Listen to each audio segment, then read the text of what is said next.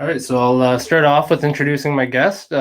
He's an ESPN MMA correspondent and a nine-time uh, Journalist of the Year, Mr. Ariel Helwani, joining me now. I'm very honored and can't believe I have the pleasure to talk to you right now. So thank you so much for joining me and taking a little bit of time out of your very busy schedule. It's my pleasure. Thank you for having me. Great to talk to you. Absolutely. So I'll get right into it. I wanted to start off with asking you what inspired you to go to Syracuse University and study broadcast journalism. Well, I was always fascinated by the world of television and, how they set it up, how they produce things, how the broadcasters would speak and just like the magic of television. I always found that to be fascinating. By the way, you don't hear an echo, do you? No. Okay. And, when I was a kid, I used to actually pretend like I was a broadcaster as well. When my friends would play, basketball, my brothers, I would do like the post-game interviews and all that stuff. And there was something about TV that I just really was interested in. And I'll never forget, I was in the 9th grade English class, Herzliya High School in Montreal. And we were supposed to be reading out of a textbook. And I was reading out of a Sports Illustrated. Like I had the textbook and then I had the Sports Illustrated hidden underneath. For whatever reason, I wasn't interested in that day's class. And I remember vividly that there was a little blurb in that issue, which was an issue where they broke down, like the best schools in America for X, Y, and Z. And there was a blurb which stated that Syracuse University was the best school for sports broadcasting.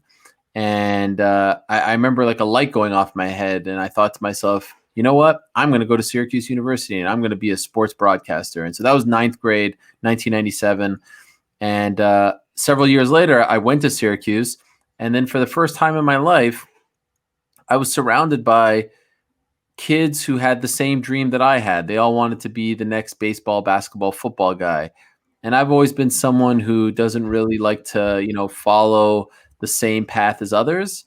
And this is 2001 now. So, the UFC at the time was not even 8 years old. And I remember telling my parents in 2001, there's this sport called MMA.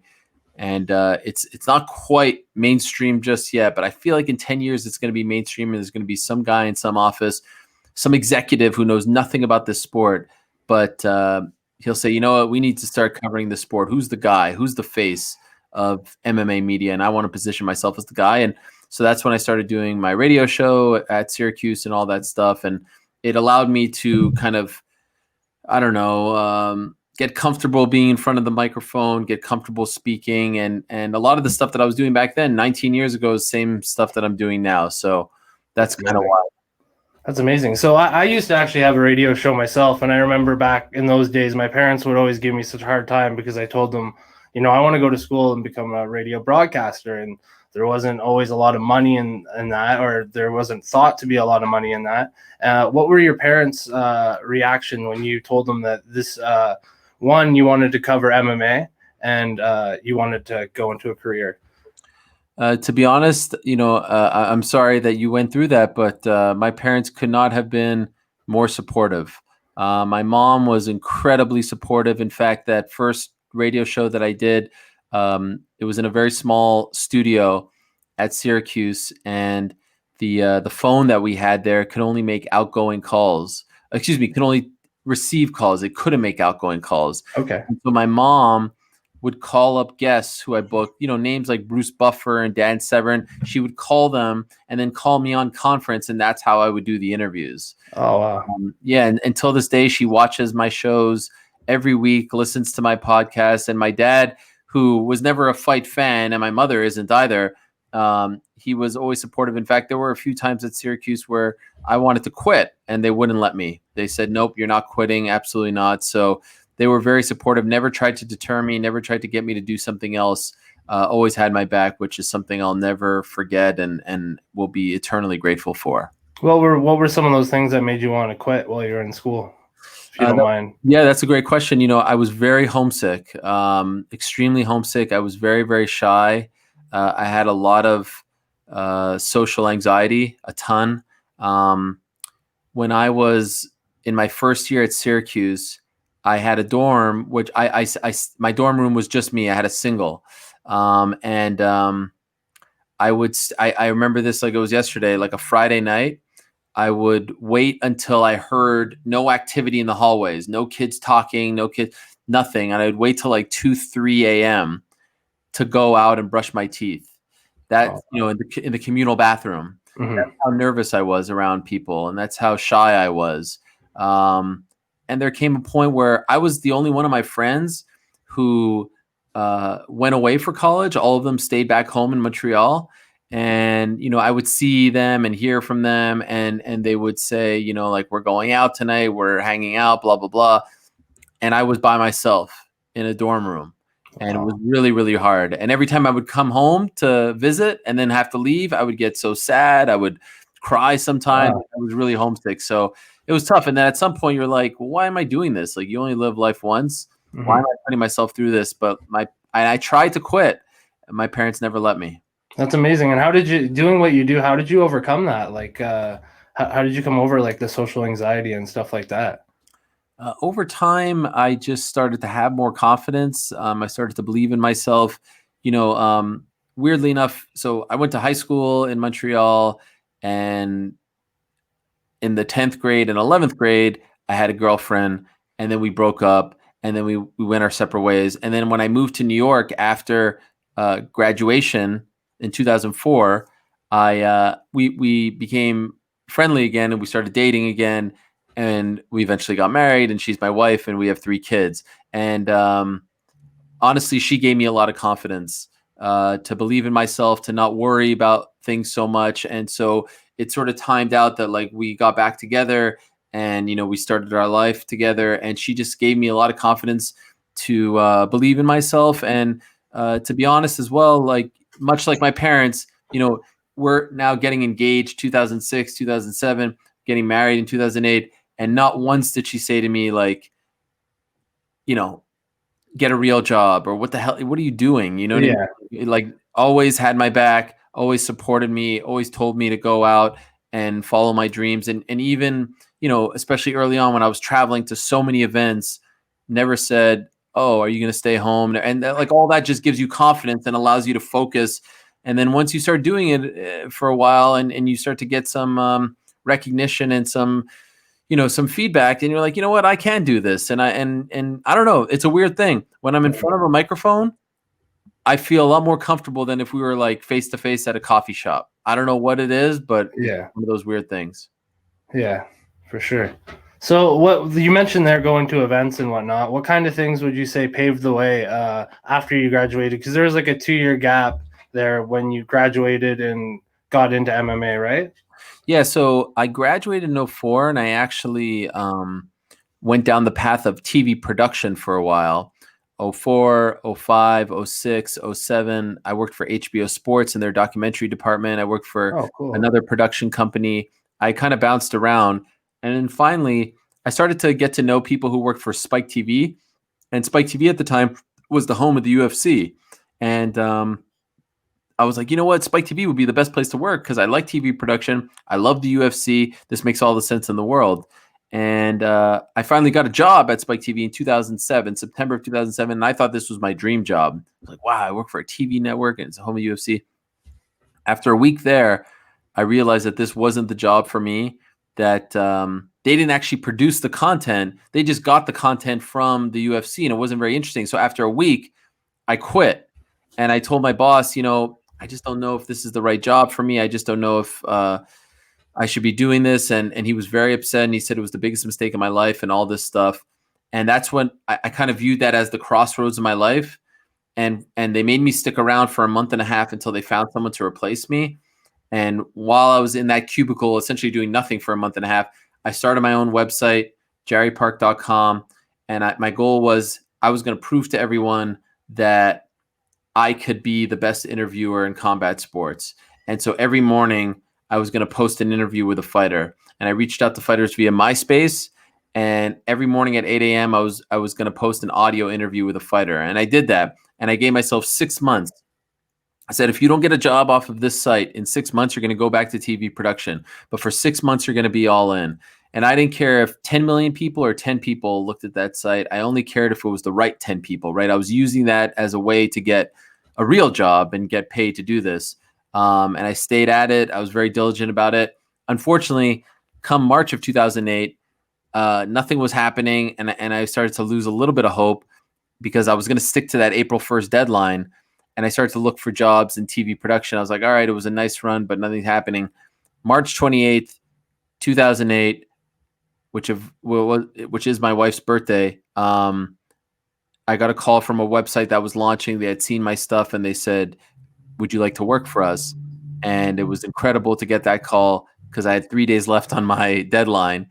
And they asked me, how much do you want to get paid?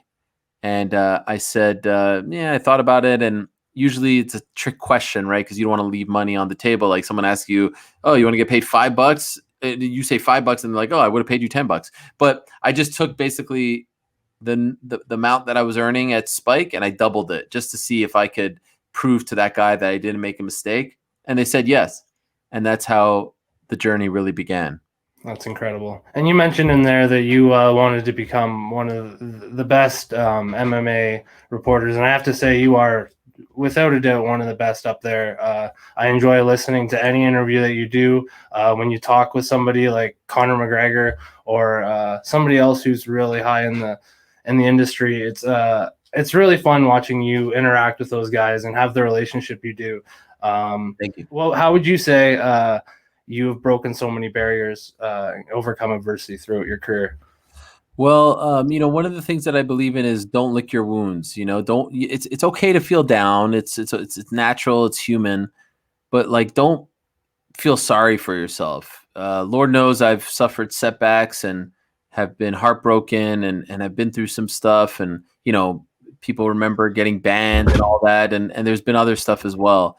But I never viewed that as like, you're not gonna tell me that it's over. You're not gonna decide my fate. I'm gonna decide when it's over. And so I just have refused to lick my wounds. I've refused to feel bad for myself, and you just keep going. You keep fighting. I am very much inspired by the men and women that I talk to, the real fighters.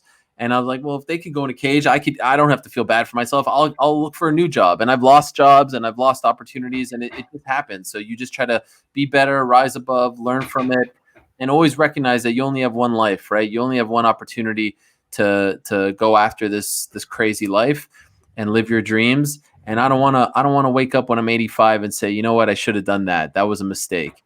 And so I just want to try to go for it as much as possible. And I'm not going to let someone else dictate my dreams. For sure. So for people like me who are in school now, I'm in my first year. I chose to go a little late. I'm actually 26 right now. So I took my time with stuff. After high school, I worked at a bar for 5 years, did promotions, got involved with the industry that way. I actually run my own wrestling promotion here in Sarnia. Wow. So I've done that for 3 years now. And I just decided this last year, it's been crazy. With the pandemic and whatnot. For someone like me, what kind of advice do you have with the way the industry is going and with the pandemic and everything? What kind of advice would you give to me coming in after I'm done school? Well, I would say to keep at it, and it's great that it looks like you have a setup there, and to turn on a camera and record interviews. Like, look, I haven't been able to do anything at events for 9 months. But and is that your choice? That is my no, that is not my choice. That's ESPN. No. Okay. Like none of us are traveling now, unfortunately. Fair. People think I'm like holed up in my house. I won't leave. It's crazy. I would go tomorrow if they asked me to go. It's just if that's what my employer wants me to do. However, I will say, you adapt and overcome, right? I haven't missed a single show. I haven't taken a week off this year. I feel like my product, as like someone who creates content, hasn't suffered. Yeah. Am I not sitting in a fancy studio? Is the audio maybe not as crisp? But sure. But at the end of the day, like every Monday, every Wednesday, every Thursday, every time I'm supposed to deliver something, it's there. And this year has, I guess, forced me to change a little bit and, do the show with DC now on Monday, which has been a godsend, which I adore doing, and switch things up. And so you adapt. And so the fact that like you're at home and, by the way, the pandemic won't last forever. And hopefully by the time you graduate, it's, an afterthought. But, there's a lot that believe it or not, there's a lot that you can do from home. You can talk to the best fighters in the planet from where you're sitting right now, and no one will care that you're not in front of them or that you're not, it's just like, look at this setup right here. This is great. This is a beautiful setup. Thank you so much. I appreciate it. That means a lot because I'm actually trying to start launch my own podcast right now. So You should. I'm hoping within the next month here, I'm actually gonna do it. I've been saying I've been gonna do it for a couple months now, but this is like my first actual practice launch test run, as you can say, but it's not a practice run because this is without a doubt the biggest interview in my career. And I can't thank you enough, Ariel, for joining me today and giving me your time. Even just the advice you've given me today, I'll take it for the rest of my life and cherish it. And if there's ever an opportunity, maybe somewhere down the road, I can work with you or work aside you, that would be absolutely amazing. And I can't tell you how much I appreciate you joining me here today. Well, it's my pleasure, and I want to wish you the best. And I want to urge you to do that podcast, get that thing up and running, and look around, look at the landscape, and try to be different. Don't do what everyone else is doing. Have your own voice. Have your own, your own edge. Look at what everyone's doing. Say, all right, I could do, because if you're doing what everyone else is doing, what I'm doing, whatever, then no one's going to come to you. So there's an opportunity now with the internet for everyone to be heard and to be seen. Look around, be different, keep at it. You won't, work for TSN or Sportsnet or ESPN tomorrow, but it took me 14 years to get to ESPN. But if you're diligent, professional, work hard, good things will happen. Thank you so much, Ariel. I appreciate everything you've told me today, and like I said, I'm going to take it with me for the rest of my career and throughout the rest of my college career here. So once again, I appreciate you joining me, and hopefully we can do this again one day. My pleasure. Thank you. Thanks. Great to meet you, and all the best, and keep in touch. Sure thing, Ariel. Thank you so much. All right. Take care. Take care. So that was Ariel Helwani joining me for my informational interview. I cannot tell you how much I appreciate him joining me today and talking just teaching me some stuff about the industry and what I can expect.